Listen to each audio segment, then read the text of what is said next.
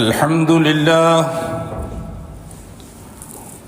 نحمده ونستعينه ونستغفره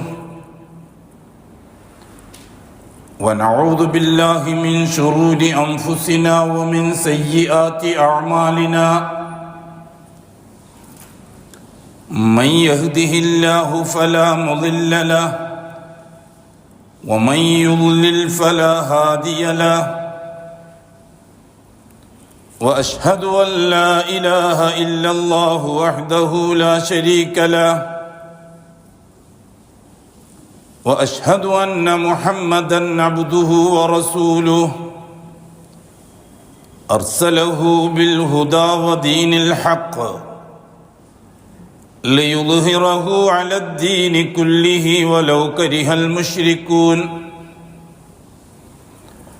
اللهم صل على محمد وعلى آل محمد كما صليت على إبراهيم وعلى آل إبراهيم إنك حميد مجيد اللهم بارك على محمد وعلى آل محمد كما باركت على إبراهيم وعلى آل إبراهيم في العالمين إنك حميد مجيد عباد الله أوصيكم ونفسي أولا بتقوى الله يا أيها الذين آمنوا اتقوا الله حق تقاته ولا تموتن إلا وأنتم مسلمون يا أيها الذين آمنوا اتقوا الله وقولوا قولا سديدا يصلح لكم أعمالكم ويغفر لكم ذنوبكم ومن يطع الله ورسوله فقد فاز فوزا عظيما يا أيها الناس اتقوا ربكم الذي خلقكم من نفس واحدة وخلق منها زوجها وبث منهما رجالا كثيرا ونساء واتقوا الله الذي تساءلون به والأرحام إن الله كان عليكم رقيبا أما بعد فإن أصدق الحديث كتاب الله وخير الهدي هدي محمد صلى الله عليه وسلم وشر الأمور محدثاتها وكل محدثة بدعة وكل بدعة ضلالة وكل ضلالة في النار അള്ളാഹുവിൻ്റെ സത്യവിശ്വാസികളായ അടിമകളെ, തഖ്വയുള്ളവരായി ജീവിക്കുകയും അതുവഴി ദുനിയാവിലും ആഖിറത്തിലും അള്ളാഹു പൊരുത്തപ്പെടുന്ന ജീവിതം സമ്പാദിക്കുകയും ചെയ്യണമെന്ന് ആദ്യമായി എന്നോടും തുടർന്ന് നിങ്ങൾ ഓരോരുത്തരോടും വസിയ്യത്ത് ചെയ്യും. അള്ളാഹു സുബ്ഹാനഹു വ തആല ഈ ഭൂലോകത്ത് ദീനുൽ ഇസ്ലാമിനെ മനുഷ്യർക്ക് പരിചയപ്പെടുത്തി കൊടുത്തതിന് ശേഷം, അഥവാ ഹസ്രത്ത് നൂഹ് നബി അലൈഹി സ്വലാത്തു വസ്സലാമിൻ്റെ റിസാലത്തിന് ശേഷം ഇന്ന് വരെയും ലോകത്ത് നടന്നിട്ടില്ലാത്ത അപകടകരമായ ചില രീതികളാണ് മുസ്ലിം ഉമ്മത്തിൽ നടന്നുകൊണ്ടിരിക്കുന്നത്. ഇത് വളരെ കരുതലോടുകൂടി സൂക്ഷ്മമായി കൈകാര്യം ചെയ്തില്ലെങ്കിൽ പൂർവികന്മാരായ മുർസലീങ്ങളുടെ കാലഘട്ടത്തിൽ എന്താണോ അതാത് കാലഘട്ടത്തിൽ ഇസ്ലാമിനെ ഉപേക്ഷിച്ച മുസ്ലിമീങ്ങൾക്ക് അനുഭവിക്കേണ്ടി വന്നത്, അതിനേക്കാൾ ഭയാനകമായ പലതും അനുഭവിക്കാനിരിക്കുന്നു ഈ ലോകത്ത്. നമുക്ക് ചരിത്രമറിയാം, നാം പരിശുദ്ധ ഖുർആൻ മനസ്സിലാക്കുന്നവരാണ്, പഠിക്കുന്നവരാണ്. ഹസ്രത്ത് നൂഹ് നബി അലൈഹി സ്വലാത്തു വസ്സലാമിൻ്റെ കാലഘട്ടത്തിൽ നാം കഴിഞ്ഞ ആഴ്ച സൂചിപ്പിച്ചതുപോലെ ചരിത്രത്തിൽ ആദ്യമായിട്ട് ലോകത്ത് ശിർക്കുണ്ടാകുന്നത് നൂഹ് നബി അഭിമുഖീകരിച്ച സമൂഹമാണ്. ആ സമൂഹമാവട്ടെ ക്ലിയറായിട്ട് മുസ്ലിമീങ്ങളുമാണ്. ആദം, ശീസ്, ഇദ്രീസ് ശരീഅത്തനുസരിച്ച് മുസ്ലിമായി ജീവിക്കുന്ന ഒരു സമൂഹം, അവർ വേറെ മ്ലേച്ഛതകളിലേക്കോ ദൂഷ്യങ്ങളിലേക്കോ ഒന്നും കടക്കാൻ തയ്യാറായിട്ടില്ലായിരുന്നു.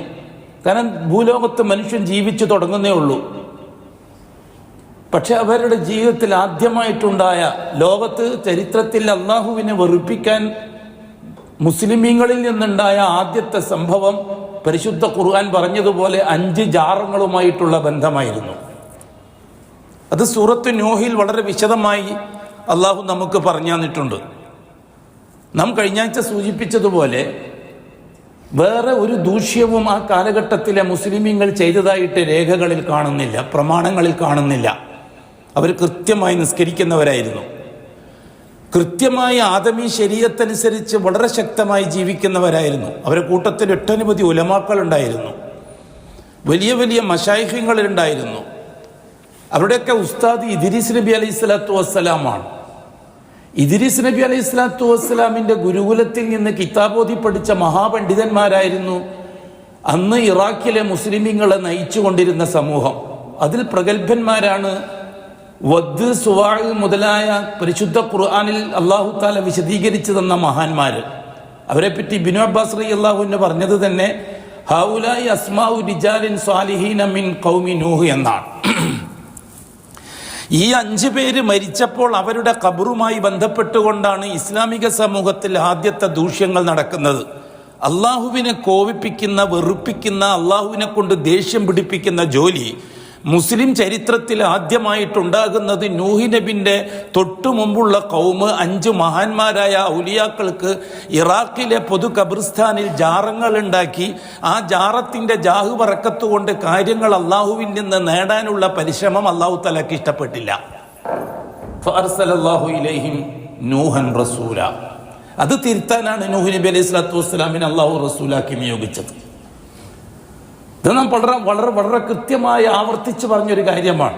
ഇന്ന അർസൽന നൂഹൻ ഇലാ ഖൗമിഹി അൻ അൻദിർ ഖൗമക മിൻ ഖബലി അൻ യഅതിയഹും അദാബുൻ അലീം. നാമാണ് നൂഹിനെ റസൂലാക്കി നിയോഗിച്ചത് ആ സമൂഹത്തിലേക്ക്. എന്തിനാണ് നൂഹിനെ നാം റസൂലാക്കി നിയോഗിച്ചത്? ആദ്യത്തെ റസൂല. ഇതിനു മുമ്പ് റസൂൽ ആവശ്യമായി വന്നില്ല. കാരണം ഇതിനു മുമ്പ് ഖബറുമായി, ജാറങ്ങളുമായി, മരിച്ചുപോയവരുമായി, സാലിഹീങ്ങളുമായി, ജിന്നുകളുമായി, മലക്കുകളുമായി അങ്ങനെ ബന്ധമുള്ളവരുണ്ടായിരുന്നില്ല. അവരെല്ലാറ്റിനും ഏതിനും എന്തിനും അള്ളാഹുവിനെ മാത്രം ആശ്രയിക്കുന്നവരായിരുന്നു. ആദം അലൈഹി സ്വലാത്തു വസ്സലാം സ്വർഗത്തിൽ നിന്ന് വന്നതിന് ശേഷം നുബുവത്തും കൂടി കിട്ടിയപ്പോൾ അതായിരുന്നു പറഞ്ഞുകൊണ്ടിരുന്നത് മക്കളോട്. ആദ്യം ഭാര്യയോട് സംസാരിച്ചു. മക്കൾ ഉണ്ടാകുന്ന മുറക്ക്, മക്കൾക്ക് പ്രായമാകുന്ന മുറക്ക് അല്ലാഹു തആല ആദം അലൈഹി സ്വലാത്തു വസ്സലാമിന് സ്വർഗലോകത്ത് വെച്ച് കൊടുത്ത സന്ദേശങ്ങൾ ഇങ്ങനെ പറഞ്ഞു കൊടുക്കുകയായിരുന്നു മക്കൾക്ക്. അങ്ങനെ ആ മക്കൾ കല്യാണം കഴിച്ച് അവരുടെ സന്താന പരമ്പരകൾ ഉണ്ടായി, പേരക്കുട്ടികൾ ഉണ്ടായി. ആദമിന് അവർക്ക് പേരക്കുട്ടികൾ ഉണ്ടായി. അവർക്കൊക്കെ ആദം അലൈഹി സ്വലാത്തു വസ്സലാം അവർക്ക് പഠിപ്പിച്ചു കൊടുത്ത വിഷയങ്ങളായിരുന്നു അവർക്ക് പറഞ്ഞു കൊടുത്തോണ്ടിരുന്നത്. അതുകൊണ്ട് തന്നെ ലാ ഇലാഹ ഇല്ലല്ലയിൽ നിന്ന് വ്യതിചലിക്കുന്ന ജോലിയൊന്നും അവരുടെ ഭാഗത്തൊന്നും ഉണ്ടായിട്ടില്ല. അതുപോലെ തന്നെ മഹാന്മാർ ഒരുപാട്, ഉദാഹരണത്തിന് ശീസ് നബിയും ഇദ്രീസ് നബിയും മഹാന്മാരാണ്, പ്രവാചകന്മാരാണ്, നബിമാരാണ്. ആദം നബി നബിയാണ്, ആകാശത്തുനിന്ന് വന്നതാണ്. അവർക്ക് വേണ്ടി ഒന്നും ഒരു ഖബറുണ്ടാക്കി ആ ഖബറിന്റെ അടുത്ത് പോയി ഇലാഹദ്റത്തി പറഞ്ഞ് ജാഹ് ബർക്കത്ത് പറഞ്ഞിട്ട് അള്ളാഹുവിനെ സ്വാധീനിക്കുന്ന ഒരു ബണ്ടത്തരം ആ സമൂഹം ചെയ്തിട്ടില്ല. ആ വൃത്തികേട് ആ സമൂഹം ചെയ്തിട്ടില്ല. അതുകൊണ്ട് ഒരു റസൂൽ ആവശ്യമായി വന്നില്ല. അത് കഴിഞ്ഞിട്ട് 10 തലമുറ കുല്ലുഹും ഫിത് തൗഹീദ്. റസൂലുള്ളാഹി തങ്ങൾ പറഞ്ഞത് എന്താ? ആദമിന് ശേഷമുള്ള 10 തലമുറ പ്യൂർ തൗഹീദിലാണ്. തൗഹീദ് എന്ന് പറഞ്ഞാൽ എന്താ? അയ്യുവഹിദല്ലാഹ ഫീ കുല്ലി മാ യുഹിബ്ബുഹുല്ലാഹു വയർലാ മിനൽ അഖ്വാൽ വൽ അഫ്ആൽ അല്ലാഹിറ വൽ ബാത്തിന. ആന്തരികവും ബാഹ്യവുമായ വാക്കുകളാവട്ടെ പ്രവൃത്തികളാവട്ടെ അള്ളാഹ്ക്ക് ഇഷ്ടപ്പെട്ട, അള്ളാഹുമായി ബന്ധപ്പെട്ട ഒരു കാര്യമാണെങ്കിൽ അത് അള്ളാഹ്ക്ക് മാത്രം സമർപ്പിക്കുന്നതിന്റെ പേരാണ് തൗഹീദ്. അതിനെപ്പറ്റിയാണ് റസൂലുള്ളാഹി തങ്ങൾ പറഞ്ഞത്. ആ രീതിയിൽ ജീവിക്കുന്നവരായിരുന്നു 10 തലമുറ. 11ാമത്തെ തലമുറയിലാണ് വദ്, സുവാഅ് മുതലായ മഹാന്മാര് ജീവിക്കുന്നത്. ആ മഹാന്മാര് മരിച്ചപ്പോൾ അവരെ ഖബറുമായിട്ട് കളിക്കാൻ തുടങ്ങിയപ്പോഴാണ് ശൈത്താൻ വിജയിക്കുന്നത്. അവിടെയാണ് നൂഹ് നബിയെ റസൂലാക്കി നിയോഗിക്കേണ്ടി വരുന്നത്. പലപ്പോഴും നാം നമ്മുടെ ഉമ്മത്തോട് പറയാറുണ്ട്, ബഹുമാനപ്പെട്ട നൂഹ് നബിന്റെ റിസാലത്ത് ആ സമൂഹത്തിലെ എന്ത് ദൂഷ്യം തിരുത്താൻ വേണ്ടിയിട്ടാണ്. പ്രമാണങ്ങളിലൂടെ ഏത് ദൂഷ്യത്തെ തിരുത്താനാണ് നൂഹ് നബി റസൂലായി വന്നത്. വല്ലാഹി, ജാറത്തിൽ പോയി ഇലാഹദ്റത്തി പറഞ്ഞ് ജാഹ് ബർക്കത്ത് കൊണ്ട് അള്ളാഹനെ അടുപ്പിക്കാൻ മെനക്കെടുന്നവരെ തിരുത്താനല്ലാതെ വേറെ എന്തെങ്കിലും ഒരു കാര്യത്തിനാണെന്നുണ്ടെങ്കിൽ പ്രമാണം പറഞ്ഞതാ. മാ ഖാല അല്ലാഹു വമാ ഖാല റസൂലുള്ളാഹി പറഞ്ഞതാ. അള്ളാഹു അള്ളാന്റെ റസൂലോ നൂഹ് നബിന്റെ റിസാലത്തിന് കാരണമായിക്കൊണ്ട് ഇന്ന കാരണം വേറെ ഉണ്ടായിരുന്നു എന്നതിന് തെളിവുക ഇല്ല. ഒരു തെളിവ് ഹാജരാക്കാൻ കഴിയില്ല. എന്നിട്ടോ അള്ളാഹ് പറയുന്നത് മിൻ ഖബലി അൻ യഅതിയഹും അദാബുൻ അദീം, വേദനാജനകമായ കടുകടുത്ത ശിക്ഷ പിടികൂടുന്നതിന് മുമ്പായി അവരോട് തിരുത്താൻ പറ. തിരുത്താൻ എന്താ തിരുത്തേണ്ടത്? ജാറത്തിൽ നിന്ന് എത്രയും പെട്ടെന്ന് മാറാൻ പറ. ഈ ഇലാഹദ്റത്തി നിർത്തിയിട്ട് ലാ ഇലാഹ ഇല്ലല്ലയിലേക്ക് തിരിച്ചു വരാൻ വേണ്ടി പറ. അവർ കൂട്ടാക്കിയില്ല. അവർ നൂഹ് നബിയെ കല്ലെറിഞ്ഞു. അവർ നൂഹ് നബിയെ മണ്ടനാക്കി, ഭ്രാന്തനാക്കി, മജ്നൂനാക്കി. അവർ നൂഹ് നബിയെ പട്ടിണി കിട്ടു. 950 കൊല്ലം മെനക്കെട്ടിട്ടും 70 ആൾ കൂടുതൽ കിട്ടിയില്ല. ലക്ഷോപലക്ഷം മുസ്ലിമീങ്ങൾ അന്ന് ജീവിക്കുന്നുണ്ട് ഇറാഖിൽ. പൊതു ഖബർസ്ഥാനുണ്ട് ഇറാഖിൽ. പള്ളികളും മദ്രസകളും ദർസുകളും ഉലമാക്കളും അതേപോലെ തന്നെ ആരിഫ്യങ്ങളും ആലിമ്യങ്ങളും ഔലിയാക്കളും എല്ലാം ഉണ്ട് ആ കാലഘട്ടത്തിൽ. എല്ലാം ഉണ്ട്. എന്നിട്ടും നൂഹ് നബിയെ അംഗീകരിക്കാൻ ഇവർ ഉലമാക്കൾ തയ്യാറായില്ല, പള്ളി ഇമാമിയങ്ങൾ തയ്യാറായില്ല, മുദരിസുകൾ തയ്യാറായില്ല, ഖാദിമാര് തയ്യാറായില്ല. നൂഹ് നബി അലൈഹി സ്വലാത്തു വസ്സലാമിനെ അവർ കള്ളനാക്കി. കാരണം ജാറത്തിലൂടെ കിട്ടുന്ന വരുമാനം പുരോഹിതന്മാരെ സംബന്ധിച്ചിടത്തോളം വലിയ വിഷയമാണ് എല്ലാ കാലഘട്ടത്തിലും. ഇത് തുടങ്ങുന്നേ ഉള്ളൂ കൂട്ടരെ. നിങ്ങൾ ചരിത്രം പഠിക്കരുതോ? വർത്തമാന കാലഘട്ടത്തിലെ നൂഹി കൗമിന്റെ പാരമ്പര്യത്തിൽ ഖുറൈശി സമൂഹം വരെയുള്ള നൂറ്റാണ്ടുകളുടെ ചരിത്രത്തെ അയവിറക്കിക്കൊണ്ട് വർത്തമാന കാലഘട്ടത്തിൽ ജീവിക്കുന്ന ജാറങ്ങളുമായി ബന്ധപ്പെട്ട പുരോഹിത വർഗത്തെ മാത്രം കേട്ടുകൊണ്ട് നാം കാര്യങ്ങളെ വിലയിരുത്തിക്കൂടാ. അതുകൊണ്ടാണ് അവര് അഹ്ലുസുന്നയെ കേൾക്കാൻ പാടില്ല, ഖുർആനും ഹദീസും കേൾക്കാൻ പാടില്ല, ഞങ്ങൾ പറഞ്ഞത് കേട്ടാൽ മതി എന്ന് പറഞ്ഞിട്ട് ഈ സമൂഹത്തിനെ പൊട്ടന്മാരും പൊടയന്മാരുമാക്കി മാറ്റുന്നത്. ഇത് തിരിച്ചറിയാൻ ഈ ഉമ്മത്തിന് കഴിയണമെന്നാണ് നാം പറയുന്നത്. എന്നിട്ട് എന്താ അല്ലാഹു സുബ്ഹാനഹു വ തആല ചെയ്തത്? നൂഹ് നബി അലൈഹി സ്വലാത്തു വസ്സലാമിന്റെ ദുആ സ്വീകരിച്ചുകൊണ്ട് അല്ലാഹു ദുആക്ക് ഉത്തരം കൊടുത്തത് അത്യുഗ്രമായ വെള്ളപ്പൊക്കം അല്ലേ? ചരിത്രത്തിൽ, മനുഷ്യ ചരിത്രത്തിൽ ആദ്യമായി എതിരാളികളെ കൈകാര്യം ചെയ്യാൻ അള്ളാഹു ഉപയോഗിച്ചത് വെള്ളപ്പൊക്കമാണ്. അവരെ ഞാൻ മുക്കിക്കൊല്ലാൻ തീരുമാനിച്ചിരിക്കുന്നു എന്ന് അള്ളാഹു തആല പറഞ്ഞു. ഉരുളുകൾ പൊട്ടി, മലകളും മറ്റും പൊട്ടി, യൂഫ്രട്ടീസിൽ നിന്നും ടൈഗ്രീസിൽ നിന്നും ഒഴുകിയ നിറഞ്ഞ വെള്ളം ഇറാഖിന്റെ പട്ടണങ്ങളെയും മുക്കി, എല്ലാറ്റിനെയും മുക്കി അവസാനം പർവ്വതങ്ങളിലെത്തി. നൂഹ് നബി ഉണ്ടാക്കി വെച്ച കപ്പൽ എവിടെയാണോ അവിടെ വരെ എള്ളിത്ത് വെള്ളം. കംപ്ലീറ്റ് ജാറങ്ങൾ തകിടുപൊടിയായി. എല്ലാ മശായിഹങ്ങളും ഒലിച്ചുപോയി. ജീവിച്ചിരിക്കുന്ന ശൈഖുനമാരും മൗലാനമാരും മുങ്ങിച്ചത്തു. അതേ കൂട്ടത്തിൽ ബഹുമാനപ്പെട്ട നൂഹ് നബിന്റെ മകനും മുങ്ങിച്ചത്തു, ഭാര്യയും മുങ്ങിച്ചത്തു. ഇല്ലേ? ഖുർആനല്ലേ? ഏതെങ്കിലും നോവലിസ്റ്റ് പറഞ്ഞതാണോ? ഏതെങ്കിലും ചരിത്രകാരന്മാർ നോവൽ എഴുതിയതാണോ? പുസ്തകം എഴുതിയതാണോ? പരിശുദ്ധ ഖുർആനല്ലേ കാര്യം? അല്ലാഹു തആല വളരെ കൃത്യമായിട്ട് പറഞ്ഞതല്ലേ, ഫലാ തുഹാതിബിനി ഫില്ലദീന ളലമു. ഈ ജാറത്തിൽ ഇലാഹദ്റത്തിയുമായിട്ട് പോകുന്നവരെ പറ്റി എന്നോട് മിണ്ടിപ്പോവാൻ പാടില്ലേ? ഇനി ഇന്നഹും മുഗ്റഖൂൻ, തീർച്ചയായും ഞാൻ അവരെ മുക്കിക്കൊല്ലാൻ തീരുമാനിച്ചിരിക്കുകയാണ്. കംപ്ലീറ്റ് കാലിയാക്കിയില്ലേ? ഈ ചരിത്രത്തിൽ നിന്നല്ലേ പിന്നീട് വരുന്ന ചരിത്രങ്ങളൊക്കെ ഉടലെടുക്കുന്നത്. ഞാൻ കഴിഞ്ഞ സൂചിപ്പിച്ചതുപോലെ നൂഹ് നബിന്റെ വെള്ളപ്പൊക്കത്തിന് ശേഷം ഭൂമി ശുദ്ധീകരണം നടത്തി മുസ്ലിമീങ്ങളും മുവഹിദുകളും മാത്രമുണ്ടായി. ശിർക്കോ കുഫ്രോ ലോകത്തന്നില്ല. കപ്പലിൽ നിന്ന് ഇറങ്ങിയവർ മുഴുവനും മുസ്ലിമീങ്ങളാണ്. അവരല്ലാത്ത വേറെ മനുഷ്യർ ഭൂഖണ്ഡങ്ങളിൽ എവിടെയുമില്ല. അന്ന് തന്നെ എല്ലാ ഭൂഖണ്ഡങ്ങളിലും മനുഷ്യൻ ജീവിക്കാനും തുടങ്ങിയിട്ടില്ല.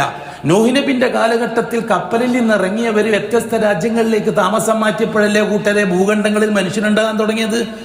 ആഫ്രിക്കൻ ഭൂഖണ്ഡത്തിലായാലത്തെ, അമേരിക്കൻ ഭൂഖണ്ഡത്തിലാവട്ടെ, ഏഷ്യ ഭൂഖണ്ഡത്തിലാവട്ടെ, യൂറോപ്പ് ഭൂഖണ്ഡത്തിലാവട്ടെ, ഇവിടെ എല്ലാം മനുഷ്യരുണ്ടാകാൻ തുടങ്ങിയത് നൂഹ് നബിന്റെ കപ്പലിൽ നിന്ന് ഇറങ്ങിയ സമൂഹം പിന്നീട് പെറ്റുപെരുകിയതുകൊണ്ടല്ലേ. നൂഹ് നബിന്റെ കപ്പലിൽ നിന്ന് ഇറങ്ങിയ 70 പേരല്ലാതെ അന്ന് ലോകത്ത് മനുഷ്യൻ എന്ന അഡ്രസ്സിൽ വേറെ ആരെങ്കിലും ഉണ്ടോ? അത് 100% മോമിനിങ്ങളും മുസ്ലിമീങ്ങളും. അതിൽ നിന്നാണല്ലോ പിന്നെ മനുഷ്യരുണ്ടാകുന്നത്. അതിനെപ്പറ്റിയാണ് അല്ലാഹു തആല പറഞ്ഞത്. നൂഹ് നബിന്റെ മക്കളുമായിട്ട് ലോകത്ത് ഒരുപാട് സമൂഹമുണ്ടായപ്പോൾ ബഹുമാനപ്പെട്ട നൂഹ് നബിന്റെ ശരീഅത്തനുസരിച്ച് ജീവിക്കാൻ പാകത്തിൽ അവർക്ക് ഏർപ്പാടുകൾ ഉണ്ടാക്കി കൊടുത്തു. കാരണം ജീവിച്ചിരിക്കുന്നത് മുസ്ലിമീങ്ങളാണ്. അവർ നൂഹ് നബിന്റെ റിസാലത്തിനെ പറ്റി അവർക്ക് സംസാരിച്ചു കൊടുത്തു. ഇദ്രീസ് നബിന്റെയും മറ്റേ ഈസീസ് നബിന്റെയും ഉപ്പുപ്പ ആദമിന്റെയും നുബുവത്തിനെ പറ്റി അവർക്ക് സംസാരിച്ചു കൊടുത്തു. അവർ അതനുസരിച്ച് ജീവിക്കാനും തുടങ്ങി. ആ തലമുറ മരിച്ചു തീർന്നപ്പോൾ, നൂഹ് നബിനെ കണ്ട ആ തലമുറ മരിച്ചു തീർന്നപ്പോൾ മൗലാനമാരും ശൈഖുനമാരും ഉടലെടുത്തു. അവര് വീണ്ടും ജാറങ്ങളിലേക്ക് മടങ്ങി. അവര് വീണ്ടും ജാറങ്ങൾ ഉണ്ടാക്കി. നൂഹ് നബിന്റെ സന്താന പരമ്പരകളിൽ നിന്ന് മരിച്ചുപോയ മഹാന്മാർക്ക് കബറുകൾ കെട്ടി. അവരിലേക്ക് ഇലാഹദ്റത്തിയുമായിട്ട് മൗലാനമാരും ശൈഖുനമാരും വന്നപ്പോൾ അതിൽ നിന്ന് അധികാരത്തിന്റെയും പണത്തിന്റെയും ആൾക്കാരുണ്ടായി. ശീഇയ്യത്തിന്റെ അടിസ്ഥാനം തന്നെ അൽമാലു വൽ മുൽക്ക്. ഈ 2 കാര്യങ്ങളാണ്. ഒന്ന് അസ്സലഫിയ, മറ്റേത് അശ്ശീഇയ്യ. സലഫിയത്തിന്റെ അടിസ്ഥാന പ്രമാണം അൽ ഈമാനു വൽ അഅമാൽ. ശീഇയ്യത്തിന്റെ അടിസ്ഥാന പ്രമാണം അൽ മാലു വൽ മുൽക്ക്. ശീഇയ്യത്ത് നിലനിൽക്കുന്നത് ഈമാനിനെയും അഅമാലിനെയും അടിസ്ഥാനമാക്കിക്കൊണ്ടാണ്. ശീഇയ്യത്ത് നിലനിൽക്കുന്നത് അധികാരത്തെയും പണത്തെയും അടിസ്ഥാനമാക്കിക്കൊണ്ടാണ്.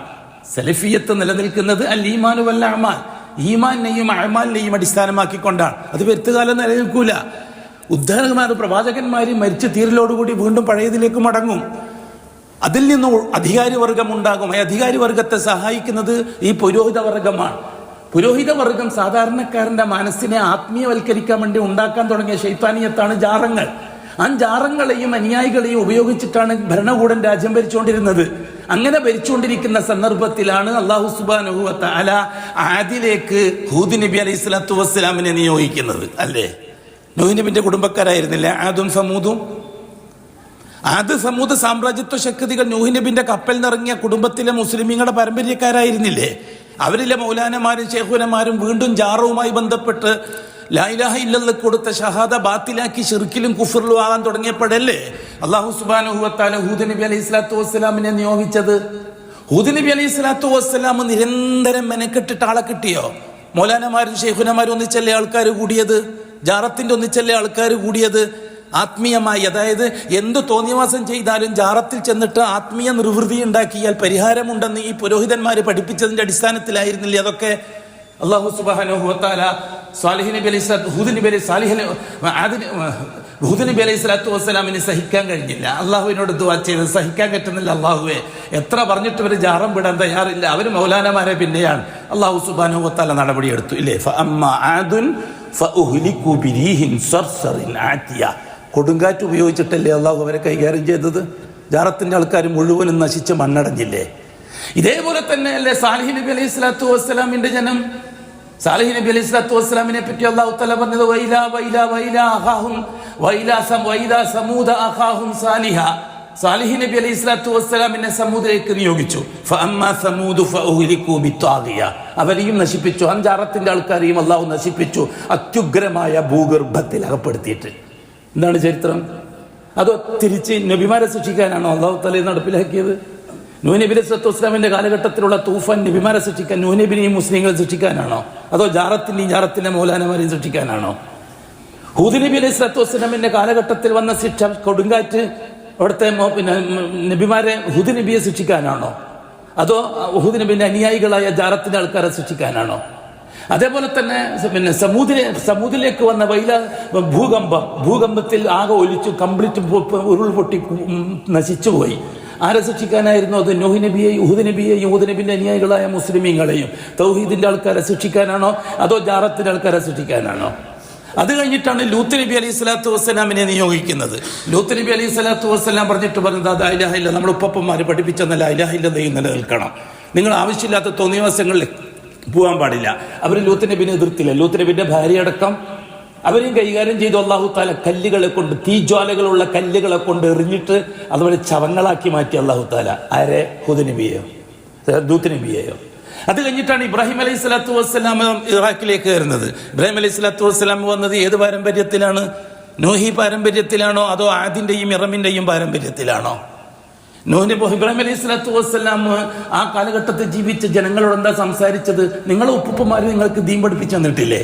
ലാ ഇലാഹ ഇല്ലല്ലാഹ് പഠിപ്പിച്ചു തന്നിട്ടില്ലേ? നിങ്ങൾ എന്തിനാണ് ഈ ഇതര ശക്തികളെ ആത്മീയതയുണ്ടെന്നും പറഞ്ഞിട്ട് ആ വഴിക്ക് പോയത്? നിങ്ങളെ ഈ ഭരണകൂടം വഞ്ചിക്കുകയല്ലേ? ഭരണകൂടത്തിന്റെ കൊട്ടാരത്തിൽ അന്തിയുറങ്ങുന്ന പുരോഹിതന്മാര് സാധാരണക്കാരന്റെ മനസ്സിൽ ആത്മീയതയുണ്ടാക്കി ഔലിയാക്കന്മാരെ പറഞ്ഞ് പേടിപ്പിച്ച് കാശുണ്ടാക്കുകയല്ലേ? ആ കാശുണ്ടാക്കിയ സാധാരണക്കാരനെ വെച്ചിട്ടല്ലേ ഫിറഔൻ രാജ്യം ഭരിച്ചുകൊണ്ടിരിക്കുന്നത്? അള്ളാഹു പോലെ നിങ്ങൾക്ക് അലൈഹി അല്ലാഹു ബികാഫിൻ അബ്ദ.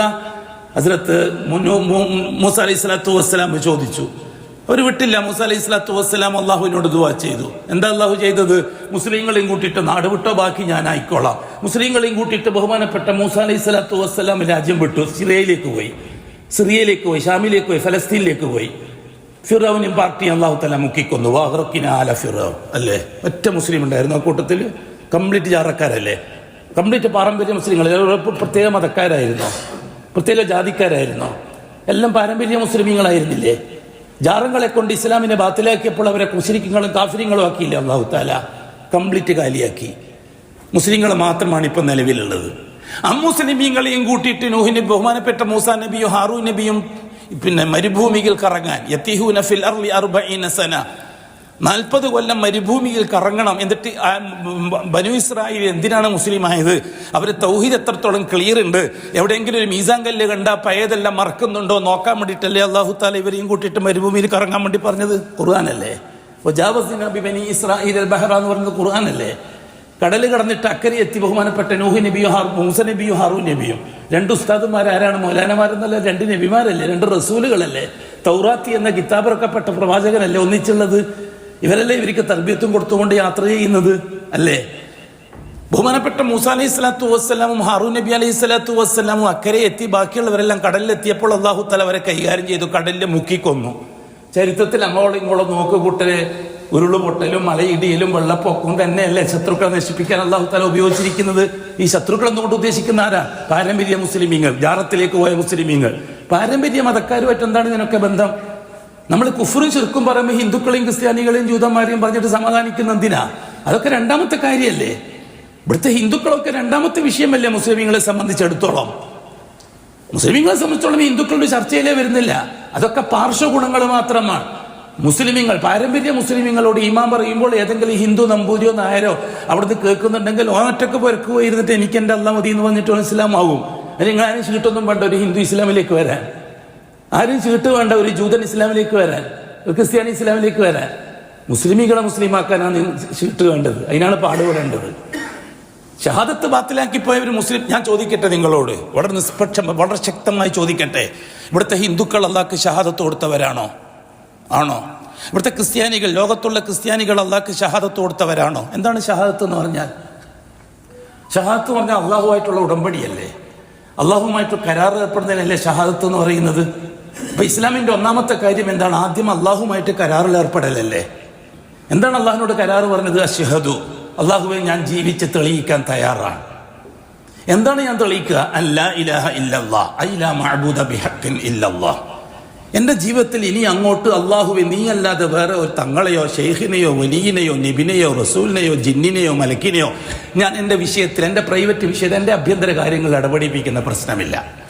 എന്ത് പ്രശ്നമുണ്ടെങ്കിൽ അടുക്കള തൊട്ട് അങ്ങാടി വരെ, അങ്ങാടി തൊട്ട് അന്താരാഷ്ട്രം വരെ, ഭൂമി തൊട്ട് ആകാശം വരെ നിന്നെ മാത്രമേ ഞാൻ എന്നെ ഇടപെടിക്കുകയുള്ളൂ. ഞാൻ ആരും അതിൽ തവസ്സുലാക്കുന്ന പ്രശ്നമില്ല, ഷഫാത്താക്കുന്ന പ്രശ്നമില്ല, ഇടതേടുന്ന പ്രശ്നമില്ല, ഇസ്തിയാനത്തിന്റെ പ്രശ്നമില്ല, ഇസ്തിഗാസന്റെ പ്രശ്നമില്ല. എല്ലാം ഞാൻ നീയുമായിട്ട് മാത്രമേ ഇനി ഇടപാടുള്ളൂ. അഷ്ഹദു, അത് ജീവിച്ച് തെളിയിക്കാൻ ഞാൻ തയ്യാറാണ്. അതല്ലേ ഷഹാദ? അതാരാ ദിക്ർ അൽക്കീലും ബിരിയാണിയിലും ഒതുക്കിയത്? ജൂതന്മാരല്ലേ. ഈ ഷഹാദത്തിന് ദിക്ർ അൽക്കീലും ബിരിയാണിയിലും ഒതുക്കിയത് ആരാണ്? ജൂതന്മാരല്ലേ. എന്താ കാര്യം? ലാ ഇലാഹ ഇല്ലല്ലാഹയെ പറ്റി, ഷഹാദത്തിനെ പറ്റി ഉമ്മത്ത് കൂടുതൽ പഠിക്കാൻ പാടില്ല. പഠിച്ചിട്ടുമില്ലല്ലോ. ഈ കൂടിയിരിക്കുന്നവരോട് ഞാൻ ചോദിക്കട്ടെ, 5-ാമത്തെ വയസ്സിൽ ബാപ്പ മദ്രസയിൽ കൊണ്ടുപോയി ചേർത്തപ്പോൾ മൊല്ലാക്ക കാണാതെ പഠിപ്പിച്ചു തന്നിട്ടില്ലേ? അഷ്ഹദു അല്ലാ ഇലാഹ ഇല്ലല്ലാഹ്, ആരാധനക്കത് തന്നെ അള്ളാഹു അല്ലാതെ മറ്റാരുമില്ലെന്ന് ഞാൻ അർത്ഥം പറഞ്ഞ് മനസ്സിലുറപ്പിച്ച് നാവ് കൊണ്ട് വെളിവാക്കി പറയുന്നു, പഠിപ്പിച്ചു തന്നിട്ടില്ലേ? ഇന്ന് വരെ ഇത്രയും പ്രായത്തിൻ്റെ ഇടയിൽ എന്താണ് ഞാൻ മനസ്സിലുറപ്പിച്ചത്? എന്തിൻ്റെ അർത്ഥം ഞാൻ അറിഞ്ഞത്? എന്താണ് നാവ് കൊണ്ട് വെളിവാക്കി പറഞ്ഞത്? ഇന്ന് വരെ ചിന്തിക്കാൻ അവസരം കിട്ടിയിട്ടുണ്ടോ? അതേ സന്ദർഭത്തിൽ അതിൻ്റെ പിറകിൽ തന്നെ നിസ്കാരം പഠിച്ചില്ലേ? 2-ാം ക്ലാസ്സിലെത്തിയപ്പോഴും നിസ്കാരമല്ലേ പഠിച്ചത്? അർത്ഥം പറഞ്ഞ് മനസ്സുറപ്പിച്ച് പഠിപ്പിച്ചില്ലല്ലോ. 3-ാം ക്ലാസ്സിലെത്തിയപ്പോൾ നിസ്കാരം, നോമ്പ്, സക്കാത്ത്, ഹജ്ജ്. 4-ാം ക്ലാസ്സിലെത്തിയപ്പോൾ നിസ്കാരം, നോമ്പ്, സക്കാത്ത്, ഹജ്ജ്. 5-ാം ക്ലാസ്സിലെത്തിയപ്പോൾ നിസ്കാരം, നോമ്പ്, സക്കാത്ത്, ഹജ്ജ്. ദർസിൽ പഠിക്കാൻ പോയപ്പോൾ നിസ്കാരം, നോമ്പ്, സക്കാത്ത്, ഹജ്ജ്. ദർസും പഠിച്ചിട്ട് കോളേജിൽ പോയപ്പോൾ അവിടെയും നിസ്കാരം, നോമ്പ്, സക്കാത്ത്, ഹജ്ജ്. ബാക്കവിയും കാസിമിയും മറ്റൊക്കെ ആയിട്ട് തിരിച്ചു വന്നിട്ട് ദർസ് തുടങ്ങിയപ്പോഴും നിസ്കാരം, നോമ്പ്, സക്കാത്ത്, ഹജ്ജ്. ഈ ഷഹാദത്തോടെ പോയി. എന്തേ ഷഹാദത്ത് ചർച്ച ചെയ്യപ്പെട്ടില്ല? ഇനി നമ്മളെ കാര്യം എടുക്കും, നാട്ടുകാരെ മട്ടന്നൂർക്കാരെ കാര്യം എടുക്കുകയും നമ്മൾ ആദ്യം കിതാബ് ഓതുന്ന നാട്ടിൽ നിന്ന് മുത്തഫരീദിന്റെ 1-ാമത്തെ പാഠം ബാബുസല, നിസ്കാരത്തിന്റെ അധ്യായം. ഷഹാദത്തിന്റെ അധ്യായം എവിടെ പോയി? 2-ാമത്തെ കിതാബ് നൂറുൽ അബ്സാർ, ഓർമ്മയുണ്ടാവും പഴയ ആൾക്കാർക്ക്, പുതിയ ആൾക്കാർക്ക് കിട്ടുമെന്ന് അറിയില്ല. നൂറുൽ അബ്സാർ, ആദ്യത്തെ പാഠം ബാബുസല, ബാബു ഷഹാദ ഇല്ല. എവിടെ പോയി? 4-ാം ക്ലാസ്സിലെത്തിയാലും അങ്ങനെ തന്നെ. പിന്നെ ഓതുന്നത് ഒമ്പയാണ്, ഒന്തത്തു സാലിക്ക് യുദ്ധത്തു നാസിക്ക്. ആദ്യത്തെ പാഠം ബാബുസല, നിസ്കാരത്തിന്റെ അധ്യായം. ബാബു ഷഹാദ എവിടെ പോയി? ഇസ്ലാമിന്റെ 5 കാര്യത്തിൽ 1-ാമത്തത് ഷഹാദയല്ലേ കൂട്ടരെ? അതിന്റെ ഷർത്തും ഫർളും പഠിച്ചിട്ട് പോരെ നിസ്കാരത്തിന്റെ ഷർത്തും ഫർളും? ഈ ഇരിക്കുന്ന നമുക്ക് ഓരോരുത്തർക്കും നിസ്കാരത്തിന്റെ ഷർത്ത് അറിയാം, നിസ്കാരത്തിന്റെ ഫർൾ അറിയാം, നിസ്കാരം ബാത്തിലായി പോകുന്ന കാര്യം അറിയാം. നോമ്പിന്റെ ഷർത്ത് അറിയാം, നോമ്പിന്റെ ഫർൾ അറിയാം, നോമ്പ് ബാത്തിലായി പോകുന്ന കാര്യം അറിയാം. ഹജ്ജും സക്കാത്തും പിന്നെ പണമുള്ളൂ എനിക്ക് മാത്രം മതി, ആ സമയത്ത് പഠിച്ചാൽ മതി. ഇപ്പോഴേ പഠിച്ചിട്ട് മനസ്സിൽ കയറ്റിയൊന്നും ചെയ്യണ്ട. ഹജ്ജിനെ പറ്റിയും സക്കാത്തിനെ പറ്റിയും ഒക്കെ, സക്കാത്ത് കൊടുക്കേണ്ട ആളാവുമ്പോൾ സക്കാത്തിനെ പറ്റി പഠിക്കണം. ഹജ്ജിന് പോകാൻ്റെ പൈസയും നിർത്തിയാൽ അത് ഹജ്ജിനെ പറ്റി പഠിക്കണം. ആകെ 1 മണിക്കൂറേ വേണ്ടു ഹജ്ജിനെ പറ്റി പഠിക്കാൻ. സക്കാത്തിനെ പറ്റി പഠിക്കാൻ 1/4 മണിക്കൂറേ വേണ്ടു. അതേസമയം നോമ്പ്, സക്കാത്ത്, നിസ്കാരത്തെ പറ്റി നമുക്ക് സാധാരണ, കാരണം എല്ലാവർക്കും നോമ്പ് നിസ്കാരം നിർബന്ധം, നോമ്പ് നിസ്കാരം നിർബന്ധം. എന്നാൽ ഷഹാദത്തിന്റെ ഫർള് എന്തേ പഠിക്കാതെ പോയത്? ഷഹാദത്ത് ബാത്തിലേക്ക് വന്നു. മനസ്സിലാക്കിക്കൊള്ളുക, പരിശുദ്ധമായ ദീനുൽ ഇസ്ലാം നിലനിന്ന കാലഘട്ടത്തിലെല്ലാം ഇസ്ലാം ബാത്തിലാകാൻ ആദ്യമായിട്ടുണ്ടായത് ഷഹാദത്തിന്റെ മുത്തലാനാണ്, ഷഹാദത്ത് ബാത്തിലാക്കലാണ്. ഈ കാലഘട്ടത്തിലും അഷ്റഫുൽ ഖൽഖ് സല്ലല്ലാഹു വഫാത്തായിട്ട് 2 മാസം കഴിഞ്ഞിട്ടില്ല മുസ്ലിമീങ്ങളിൽ നിന്ന് പലരുടെയും ഷഹാദത്ത് ബാത്തിലാവാൻ. പിന്നെയാണോ 1400 കൊല്ലം കഴിഞ്ഞിട്ടുള്ള നമ്മളെ കഥ? ഞാൻ ചോദിക്കട്ടെ നിങ്ങളോട്, റസൂലുള്ളാഹി തങ്ങൾക്ക് ശേഷം അബൂബക്കർ സിദ്ദീഖ് റളിയല്ലാഹു തആല അൻഹു ഖലീഫയായപ്പോൾ ആദ്യമായി ഖലീഫ അബൂബക്കർ റളിയല്ലാഹു അൻഹു യുദ്ധം പ്രഖ്യാപിച്ചത് ആരോടാണ്? ഹിന്ദുക്കളോടായിരുന്നോ? ജൂതന്മാരോടായിരുന്നോ? ക്രിസ്ത്യാനികളോടായിരുന്നോ? മജൂസികളോടായിരുന്നോ? 5 നേരം കൃത്യമായി നിസ്കരിക്കുന്ന, നോമ്പ് നോക്കുന്ന, അഷ്റഫുൽ ഖൽഖോടൊപ്പം ഹജ്ജ് ചെയ്ത മുസ്ലിങ്ങളോടായിരുന്നില്ലേ? എന്തിന്? അവർ ഷഹാദത്തിനെ ബാത്തിലാക്കിയത് കൊണ്ട്.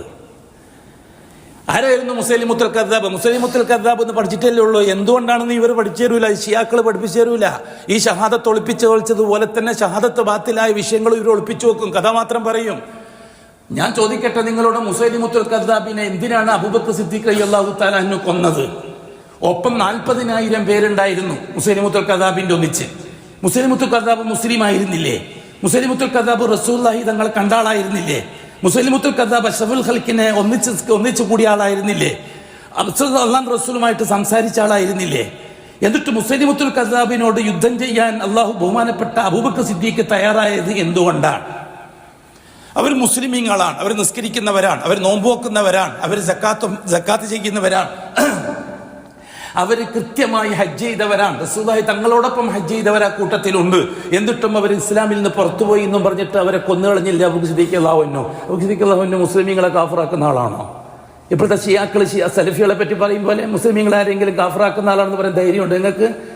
അബൂബക്കർ സിദ്ദീഖ് റളിയല്ലാഹു അൻഹു നിസ്കരിക്കുന്ന ആളെ കാഫിറാക്കിയ ആളാണ്. അബൂബക്കർ സിദ്ദീഖ് റളിയല്ലാഹു അൻഹു നോമ്പ് വെക്കുന്ന ആളെ കാഫിറാക്കിയ ആളാണ്. അബൂബക്കർ സിദ്ദീഖ് റളിയല്ലാഹു അൻഹു പള്ളിയിൽ പോകുന്ന ആളെ കാഫിറാക്കിയതാണ്. അതുകൊണ്ട് അബൂബക്കർ സിദ്ദീഖിനെ അംഗീകരിക്കാൻ പറ്റാത്ത നിങ്ങൾ പറയും. നിങ്ങളെ മറ്റേ ഷിയാക്കളെ അനുയായികളാണ്, അതുകൊണ്ട് നിങ്ങൾ പറയും. നിങ്ങൾക്ക് കേരളത്തിൽ പറയാൻ ധൈര്യമില്ലാത്തതുകൊണ്ടാണ് ഇവിടുത്തെ ജാറത്തിന്റെ ആൾക്കാരായ ഷീഈ മൊല്ലമാർ മിണ്ടാത്തത്. കേരളത്തിൽ പറയാൻ ധൈര്യമില്ലാത്തതുകൊണ്ട്. അല്ലെങ്കിൽ എന്നേ ഇറാൻ ഒന്നിച്ചു കൂടിയെന്നെ, എന്നേ കഅബത്തിലേക്ക് പോകുന്നതിന് പകരം കർബലയിലേക്ക് ഹജ്ജും ഉംറയുമായിട്ട് ഗ്രൂപ്പുമായിട്ട് പോയേനെ. കാലം വിദൂരമല്ല. പുതിയ നൂറ്റാണ്ട് തീരുന്നതിന് മുമ്പ്, 21-ാം നൂറ്റാണ്ട് തീരുന്നതിന് മുമ്പ് കേരളത്തിൽ നിന്ന് ഗ്രൂപ്പുകൾ ഉണ്ടാക്കി കർബലയിലേക്ക് ഹജ്ജിനും ഉംറയ്ക്കും വേണ്ടി ഈ മൊല്ലമാര് സാധാരണക്കാരനെ കൂട്ടിക്കൊണ്ടു പോകുന്ന കാലം വിദൂരമല്ല. അള്ളാഹു ആയുസ് നീട്ടിത്തന്നെങ്കിൽ നമുക്കത് കാണാം കേരളത്തിൽ. അതെ, അതാണ് ലക്ഷ്യം ഇറാന്റെ. കഅബാലയത്തെയും മസ്ജിദ് നബവിയെയും തകർക്കുക, എന്നിട്ട് കർബലയിൽ കഅബത്തിന് പകരം ഒരു കഅബം പണിയുക. ആ സമയത്ത് മൗലാനമാരെ എന്ത് കള്ളം പറഞ്ഞാലും അപ്പടി കേൾക്കുന്ന ഒരു അനുയായി വൃദ്ധമുണ്ട് എന്നുള്ള കാര്യം ലോകത്തിന് നന്നായിട്ട് അറിയാം. അവസാനം പറഞ്ഞ് അള്ളാഹു തന്നെയാണ് ഈ മടവൂർക്കാരൻ എന്ന് പറയുന്നിടത്തെത്തിയപ്പോഴും ന്യായീകരിച്ചു കൊടുക്കാൻ മൊല്ലമാരുണ്ടായപ്പോൾ ഏറ്റുപിടിക്കാൻ അനുയായികളാകുന്ന ഒരുതരം മാനസിക രോഗികളുണ്ടായി എന്നതാണ് ചരിത്രത്തിന്റെ ഭാഗം. ഇതേ അനുയായികൾ തന്നെ നാളെ ഒരു കാലം വഹാബികളെ നാടാണ് മക്കയും മദീനയും, അതുകൊണ്ട് നമ്മളെ നാട് കർബലയിലാണെന്നും പറഞ്ഞ് കൂഫയിലേക്ക് ഹജ്ജിനും ഉംറയ്ക്കും വേണ്ടി ഗ്രൂപ്പ് ഉണ്ടാക്കിയിട്ട് പോകുന്ന കാലം വിദൂരമല്ല കൂട്ടരെ. ജീവിച്ചിരിപ്പുണ്ടെങ്കിൽ കാണാം പുതിയ നൂറ്റാണ്ട് തീരുന്നതിന് മുമ്പ്. ബഹുമാനപ്പെട്ട റസൂലുള്ളാഹി സ്വല്ലല്ലാഹു അലൈഹി വസല്ലം തങ്ങളുടെ ആദ്യത്തെ ഖലീഫ അബൂബക്കർ സിദ്ദീഖ് സമൂഹത്തെ കൊന്നുകളഞ്ഞത് എന്തിനു വേണ്ടിയിട്ടാണ്? ഷഹാദത്ത് ബാത്തിലാക്കിയതിന്റെ പേരിൽ അല്ലേ? ഏത് ഷഹാദത്താ ബാത്തിലാക്കിയത്? മുസൈലിമുത്തുൽ കദ്ദാബ് 2 ഷഹാദ ഉണ്ടല്ലോ. ഒന്നാമത്തെ ഷഹാദ എന്താണ്? ലാ ഇലാഹ ഇല്ലല്ലാഹ്ക്ക് കരാർ കൊടുക്കുക. രണ്ടാമത്തെ ഷഹാദ എന്താണ്? അല്ലാഹു തആല ചോദിക്കുന്നു, ലാ ഇലാഹ ഇല്ലല്ലാഹ് അനുസരിച്ച് നീ ജീവിക്കൽ എങ്ങനെയാണ്? നിന്റെ സയൻസ് അനുസരിച്ചായിരിക്കും നീ ജീവിക്കുക. അങ്ങനെയും കൂട്ടറുണ്ടായി ലാ ഇലാഹ ഇല്ലല്ലാഹ് സയൻസ് റസൂലക്കാരുണ്ടായില്ലേ? അത് അല്ലാഹു തആല അന്നേ പറഞ്ഞു വെച്ചത് തന്നെയാ.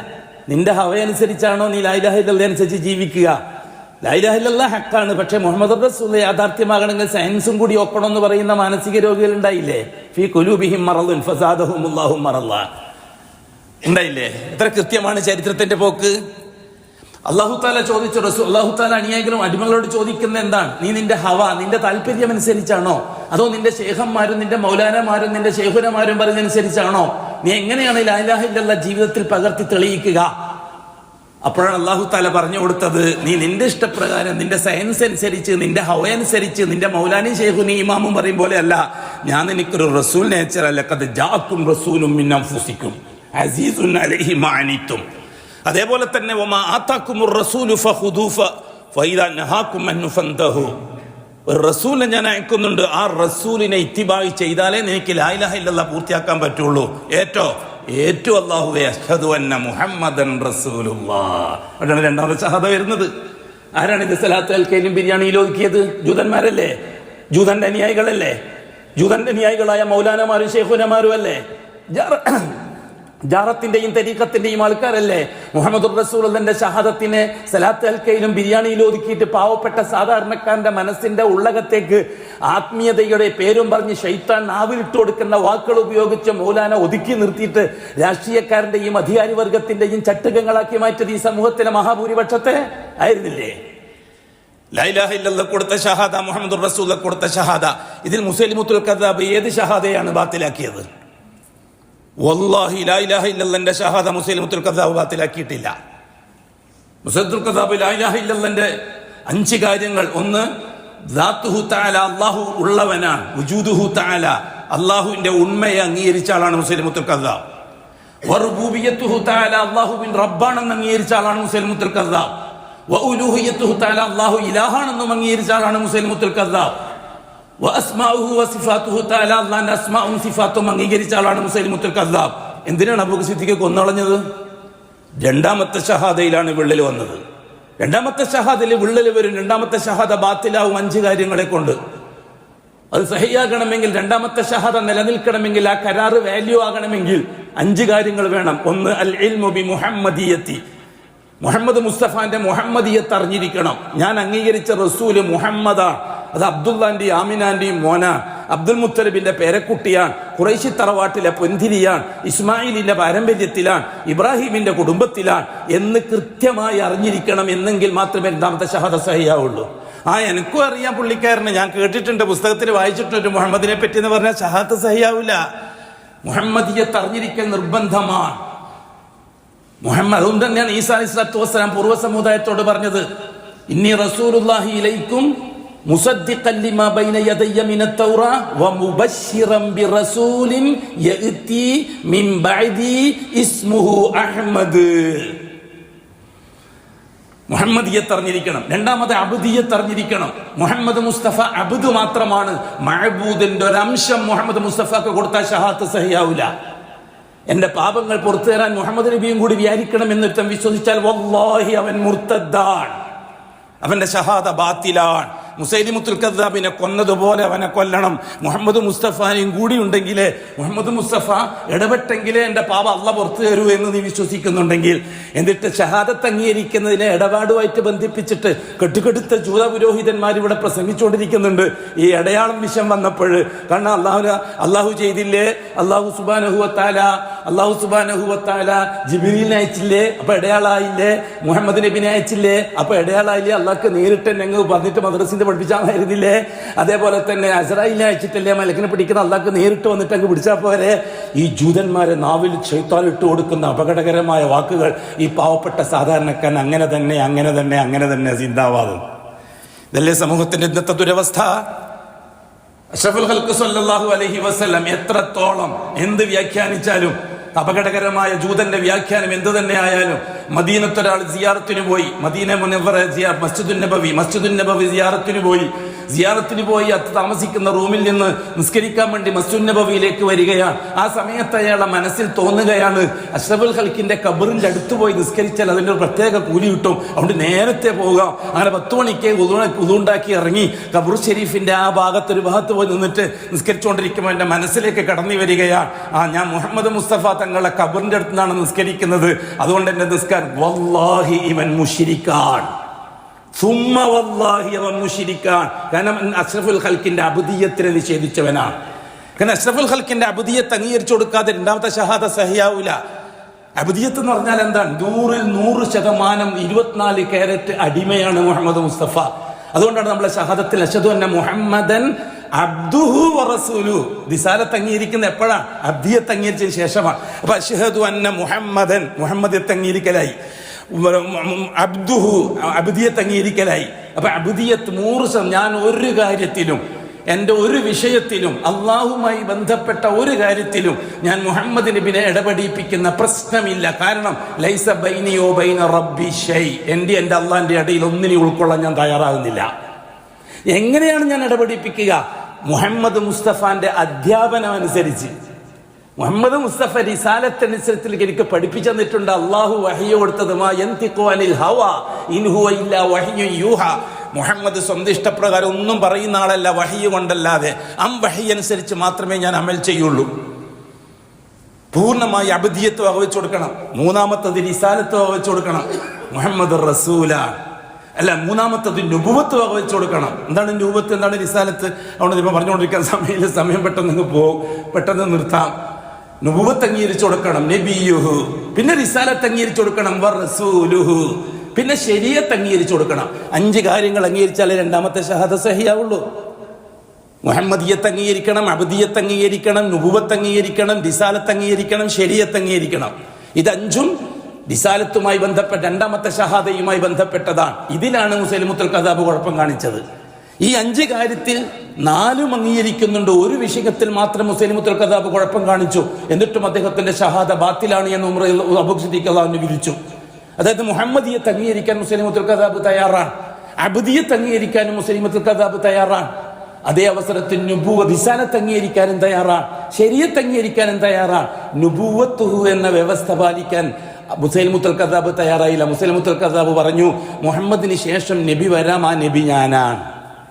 അതോടുകൂടി രണ്ടാമത്തെ ഷഹാദ ബാത്തിലായി. രണ്ടാമത്തെ ഷഹാദ ബാത്തിലായി, ഓട്ടോമാറ്റിക്കലി ഒന്നാമത്തെ ഷഹാദയും ബാത്തിലായി. അതുകൊണ്ടല്ല അബൂ സിദ്ദീഖ് അള്ളാഹു അദ്ദേഹത്തെ കൊന്നുകളഞ്ഞത്. എന്ന് ഞാൻ കുറെ ഇങ്ങോട്ട് വാ. കാദിയാനിയെ കാഫിറാക്കിയ എന്തിന്റെ അടിസ്ഥാനത്തിലാണ്? നമ്മുടെ കാദിയാനിനെ വിവാഹം കഴിക്കാറില്ലല്ലോ. കാദിയാനിയെ പള്ളിയിൽ പോയി നിസ്കരിക്കാൻ പറ്റില്ല, പോയില്ലല്ലോ. നമ്മളാരും വരും പോക്കുണ്ടോ? ഇവിടുത്തെ ഷിയാക്കളെക്കാൾ അപകടകാരിയാണോ കാദിയാനികൾ? ഈ ജാറത്തിന്റെ ആൾക്കാരെക്കാൾ അപകടകാരികളാണോ കാദിയാനികൾ? എന്താണ് കാദിയാനിക്ക് വന്ന കുഴപ്പം? അവർ രണ്ടാമത്തെ ഷഹാദിനെ ബാത്തിലാക്കി, മുസൈലിമത്തുൽ കദ്ദാബിനെ പോലെ. ഒന്നാമത്തെ ഷഹാദയിൽ ഒരു കുഴപ്പമില്ല. അവരെ ലാ ഇലാഹ അള്ളാഹുവിന്റെ വജൂദിന് എന്താണ് അവർക്ക് കുഴപ്പം? അള്ളാഹുവിന്റെ റുബൂബിയത്തും ഉലൂഹിയത്തും അംഗീകരിച്ചു കൊടുക്കുന്ന കാര്യത്തിൽ, അള്ളാഹുവിന്റെ അസ്മാ സിഫാത്ത് അംഗീകരിച്ചു കൊടുക്കുന്ന കാര്യത്തിൽ എന്തിനാണ് ലോക ഉലമാക്കൾ വർത്തമാന കാലഘട്ടത്തിന് തൊട്ട് മുമ്പുള്ള നൂറ്റാണ്ടിൽ ഈ കാദിയാനി, ഇന്ത്യക്കാരനായ കാദിയാനിയെ കാഫിർ എന്ന് പറഞ്ഞ് വിട്ടത്? കൊല്ലാൻ അധികാരമില്ലാത്തതുകൊണ്ട് കൊന്നില്ല, അവൻ കാഫിറാക്കി. എന്തുകൊണ്ടാണ്? മുസ്ലിമുൽ കദ്ദാബിന്റെ അതേ ചരിത്രമാണ്. ലാ ഇലാഹ ഇല്ലല്ലാഹ് ഷഹാദ അയാൾ ബാത്തിലാക്കിയിട്ടില്ല. രണ്ടാമത്തെ ഷഹാദയിലെ മൂന്നാമത്തെ കാര്യമായ നുബുവത്തിൽ അയാൾ സംശയം പ്രകടിപ്പിച്ചു. അതേ കാര്യം തന്നെ മുസ്ലിമുൽ കദ്ദാബും ചെയ്തത്. ഇവരെല്ലാം 5 നേരം കൃത്യമായി നിസ്കരിക്കുന്നവരല്ലേ? ഇവരെങ്ങനെ കാഫിറാക്കിയത്? ഒരു നോമ്പോക്കുന്നവരല്ലേ? അവരെങ്ങനെ കാഫിറാക്കിയത്? നിസ്കരിക്കുന്ന ആളെയും നോമ്പോക്കുന്ന ആളെയും നിസ്കാരത്താകുമ്പോൾ ആളെയും അതേപോലെ തന്നെ കമീസ് ഇടുന്ന ആളെയും ഒന്നും പറയാൻ പാടില്ല. അത് ഹിന്ദുക്കളെയോ കുഞ്ഞിരാമനെയോ വർഗീസിനെയോ പറഞ്ഞാൽ മതി. അതാണ് ദഅവത്ത് എന്നുള്ള കള്ളത്തരം. ആര് പഠിപ്പിച്ചതാണ്? ഇല്ല. പാരമ്പര്യ മുസ്ലിമീങ്ങൾക്കിടയിലാണ് റിസാലത്തിന്റെ ദഅവത്തുള്ളത്. നൂഹ് നബി തൊട്ട് ഇങ്ങോട്ട് അഷ്റഫുൽ ഖൽഖ് വരെയും 313 മുർസലുകൾ വന്നത് പാരമ്പര്യ മുസ്ലിമീങ്ങളെ ഒറിജിനൽ ഇസ്ലാമിലേക്ക് കൊണ്ടുവരാനാണ്. ആധുനികന്റെ ഭാഷയിൽ പറഞ്ഞാൽ ഷിഈയത്തിൽ നിന്ന് സലഫിയത്തിലേക്ക് കൊണ്ടുവരാനാണ്. ഷിഈയത്തിന്റെ കേന്ദ്രമായിരുന്നു, ഓഫീസായിരുന്നു, അഥവാ ആധുനിക ലോകത്തെ സുന്നി സെന്റർ ആയിരുന്നു ദാറുൻ നദ്വ. അവിടെയാണ് അബൂ താലിബിന്റെ നേതൃത്വത്തിൽ ഈ മൗലാനമാരെ യോഗം കൂടാറ്. ഞാൻ ചോദിക്കട്ടെ നിങ്ങളോട്, ഉലമാക്കൾക്ക് ഇതൊന്നും തിരിഞ്ഞില്ല? ഉലമാക്കൾക്ക് ഇതൊന്നും മനസ്സിലായില്ല? ഇവരൊക്കെ 10 കൊല്ലം കിതാബ് ഓതിയവരും 15 കൊല്ലം കിതാബ് ഓതിയോളും നാട്ടിലെ കാളിയാറായിട്ട് നിന്നവരും 25 കൊല്ലം ദർസ് നടത്തിയവരും അല്ലേ? ഇന്നലെ വരെ ഏറാപാറ നടന്ന പിള്ളേർക്കാണോ തൗഹീദ് മനസ്സിലായതെന്നല്ലേ നിങ്ങൾ ചോദിക്കുന്നത്? അതെ, ആ പിള്ളേർക്ക് തന്നെയാ തൗഹീദ് മനസ്സിലായത്. നിങ്ങളെ ഷെയ്ഖായ അബൂ താലിബിന് മരിക്കുന്നവരെ മനസ്സിലായില്ല. ഞങ്ങളെ ഷെയ്ഖായ ഖത്താബിന്റെ മകൻ ഉമറിന് മനസ്സിലായപ്പോൾ എല്ലാം ക്ലിയറായി. അതുകൊണ്ട് സലഫികൾ അഭിമാനത്തോടെ പറയും, ഞങ്ങൾ ഉമർ ഫാറൂഖിന്റെ ആളാണ്, നിങ്ങൾ അബൂ താലിബിന്റെ ആളാണ്. ഇവിടുത്തെ മൗലാനമാര്, ഷെയ്ഖുനമാര്, ഖത്തീവുമാര്, മുദരിസുമാര്, ഉസ്താദുമാര്, അതേപോലെയുള്ളവരെല്ലാം അബൂ താലിബിന്റെ വാത്തിയാണ്. കാരണം അഷ്റഫുൽ ഖൽഖിന്റെ ഗുരുകുലത്തിൽ നിന്ന് 8 കൊല്ലം കിതാബ് ഓതി പഠിച്ച ആളാണ് അബൂ താലിബ്. അബൂ താലിബിനെ തുല്യമായ ഒരു ആലിമിനെ നിങ്ങൾക്ക് ഇന്ന് ലോകത്ത് കാണിച്ചു തരാൻ കഴിയില്ല. അബൂ താലിബ് എല്ലാ വിഷയത്തിലും അത്രമാത്രം അങ്ങേയറ്റത്തെ ഇതുള്ള പാരമ്പര്യമുള്ള ആളാണ്. അബൂ താലിബിന്റെ ഇൽമ് ചില്ലറയല്ല. അബൂ താലിബ് തന്നെ അത് വളരെ കൃത്യമായിട്ട് അഷ്റഫുൽ ഖൽഖിനോട് തന്നെ പറഞ്ഞിട്ടുണ്ട്. ഓ മോനെ, നീ എനിക്ക് നിന്റെ ദീൻ മനസ്സിലാക്കി തരുന്നുണ്ട്.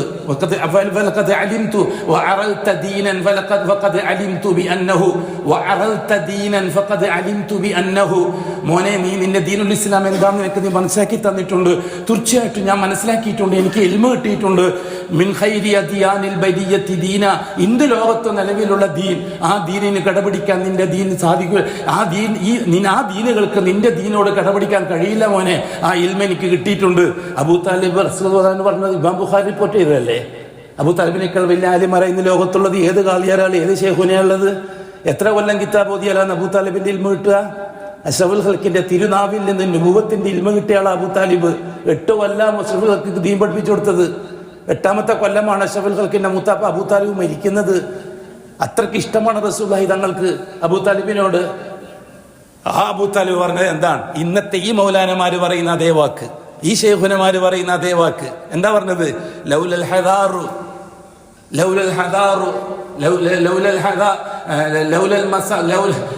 ലൗലൽ മസബത്തു വൽ ഹദാറു മസബ്ബത്തി. ഓ മോനെ, ഈ ഖൗം എന്നെ ചീത്ത പറയും, നിന്നെ പറയും പോലെ. ഈ ഖൗം എന്നെ ഒറ്റപ്പെടുത്തും, നിന്നെ ഒറ്റപ്പെടുത്തും പോലെ. നിന്നെ പിരാന്തൻ എന്ന് പറയും പോലെ എന്നെ ഇവര് പിരാന്തൻ എന്ന് പറയും. ഞാൻ ഇവിടുത്തെ മുത്തവല്ലിയ, ഞാൻ കഅബാലയത്തിന്റെ മുത്തവല്ലിയ, ഞാൻ മാനേജിംഗ് ട്രസ്റ്റിയാണ് മസ്ജിദുൽ ഹറാമിന്റെ, ഞാൻ ഈ സമൂഹത്തെ നയിക്കുന്ന നേതാവാണ്, ഖുറൈശി കുലത്തിന്റെ നേതാവ് ഞാനാണ്.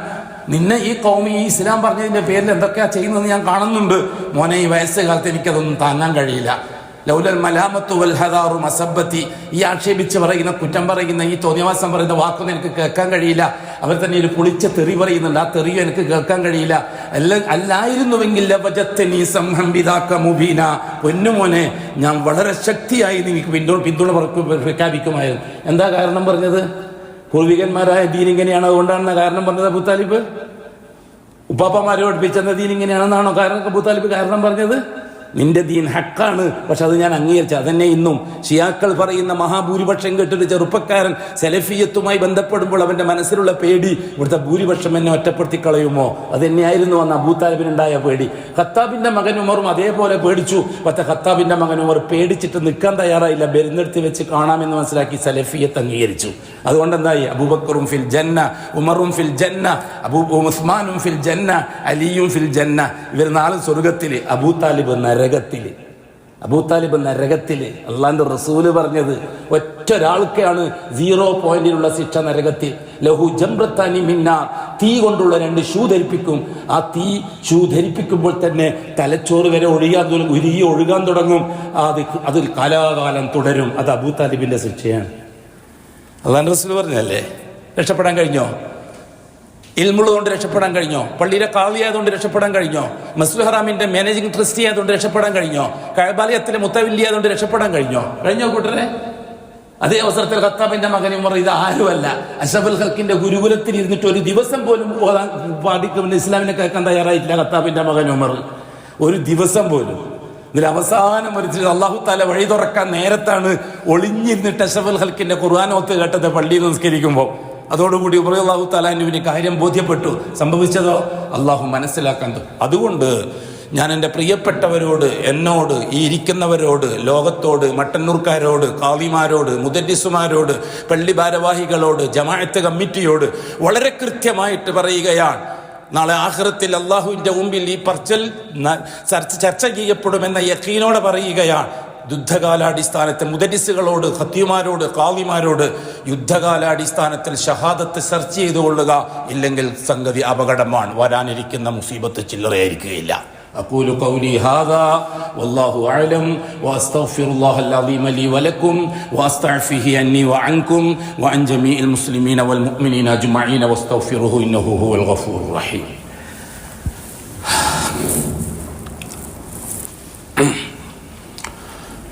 الحمد لله رب العالمين والصلاة والسلام على أشرف المخلوقين محمد وآله وصحبه أجمعين.